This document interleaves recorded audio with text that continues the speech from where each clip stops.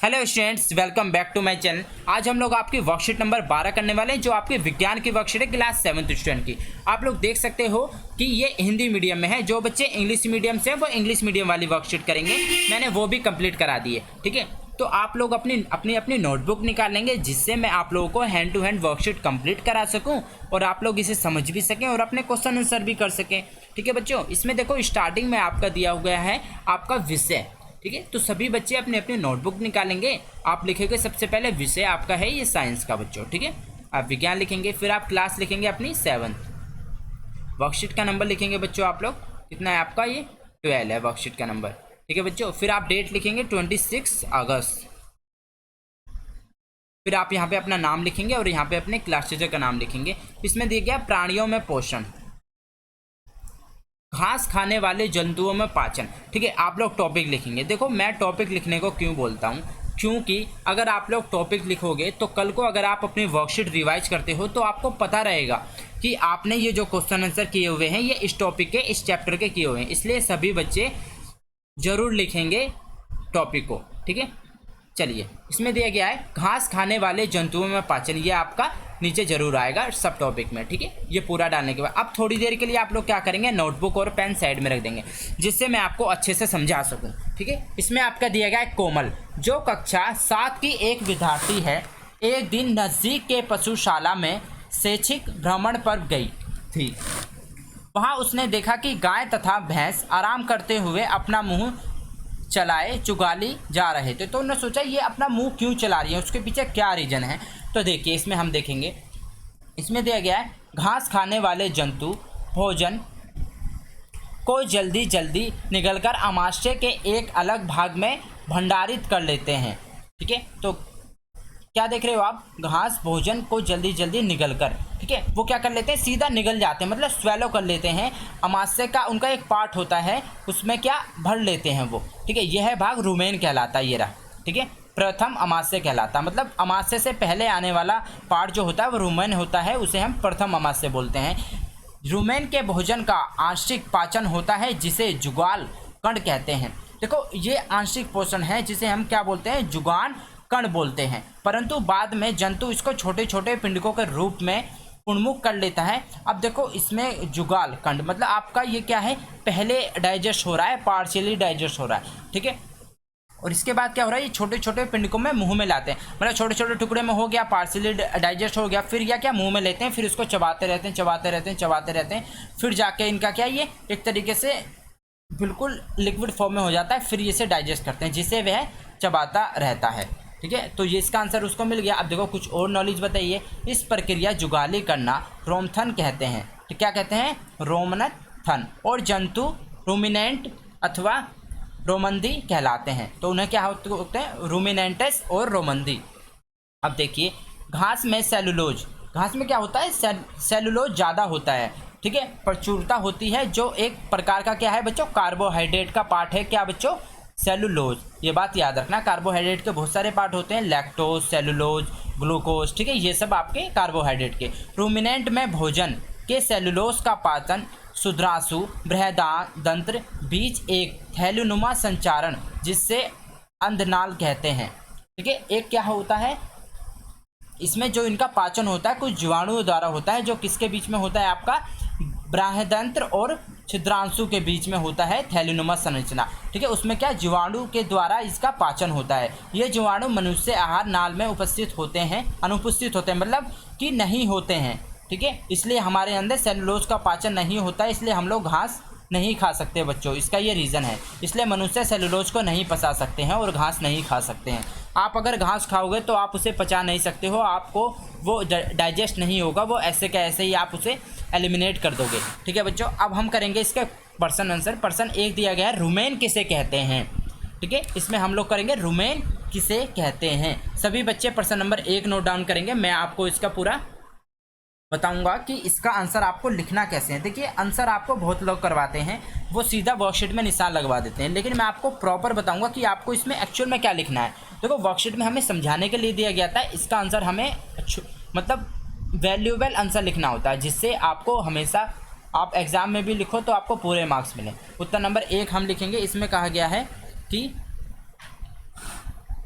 आप लिखोगे इसमें दिया गया है कि जंतु, ठीक है, आप लिखोगे जंतु जो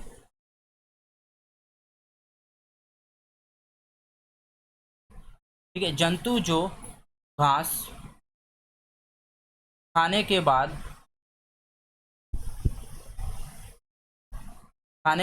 उसे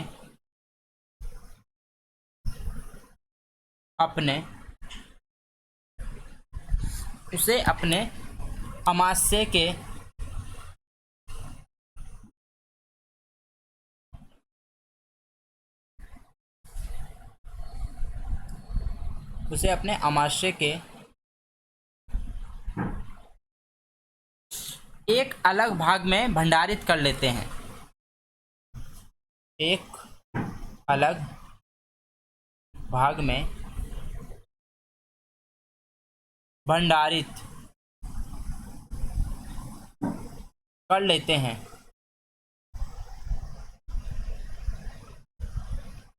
ठीक है। जैसे आप नाम लिख सकते हो, जैसे गाय, ठीक है, और भैंस, ठीक है, इन दो के नाम लिख सकते हो। तो ये बच्चों आपका रुमेन कहलाता है, ठीक है। तो ये आपका आंसर नंबर ए कंप्लीट हो गया। उत्तर नंबर हम 2 करेंगे, ठीक है। आप सबसे पहले सभी बच्चे क्वेश्चन नोट डाउन करेंगे, ठीक है। रूमिनेंटस के 3 उदाहरण लिखिए।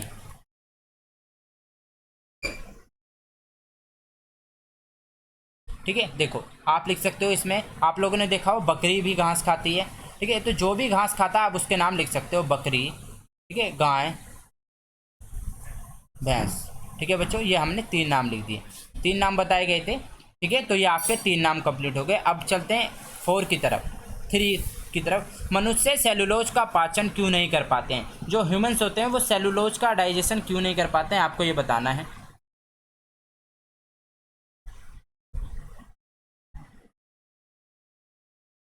ठीक है। तो देखो हमने पढ़ा था कि उनके अंदर कुछ ऐसे जीवाणु होते हैं जैसे जो सेलुलोज का पाचन करते हैं, और वो जीवाणु क्या आपके मनुष्य में नहीं पाए जाते, ठीक है।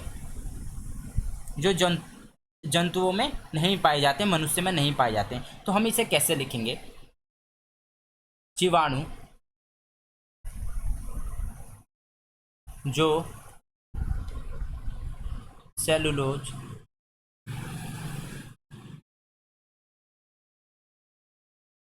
सेलुलोज का पाचन करते हैं वह मनुष्य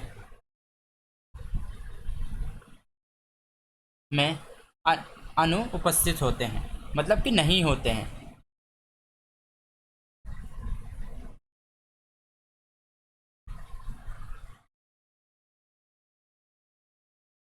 ठीक है। तो ये आपका आंसर है। देखो जितना पूछा गया है आपको वैल्यूएबल आंसर लिखना होता है, जितना पूछा है सिर्फ उतना ही। अगर आप ऐसा करेंगे तो आपको डेफिनेटली बच्चों हमेशा फुल मार्क्स मिलेंगे, ठीक है। अगर आप मेरी वर्कशीट से, मेरे चैनल से वर्कशीट करते जाएंगे तो आप ये सब चीज़ें सीखेंगे बहुत जल्दी, ठीक है। अब देखो क्वेश्चन नंबर 4, इसमें फिलिंग द ब्लैंक्स है, मैं यहीं पे आपको करा दूंगा। क्वेश्चन 4 पूछा गया, रिक्त स्थान भरें। घास में आपका क्या होता है बच्चों? एक तो आपको पता है सेलुलोज, ठीक है, और वो किसका बना होता है? कार्बोहाइड्रेट का। ये पूछा है घास में सेलुलोज की प्रचुरता होती है जो एक प्रकार का क्या है? कार्बोहाइड्रेट। तो सबसे पहले आप लिखोगे सेलुलोज, सेलुलोज, ठीक है, एक प्रकार का क्या है? कार्बोहाइड्रेट है, कार्बोहाइड्रेट,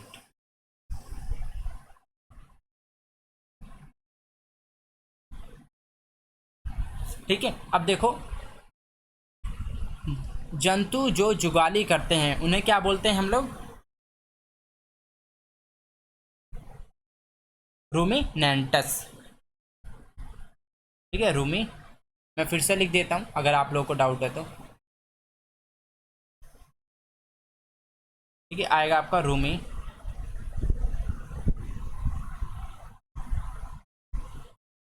नेंटस,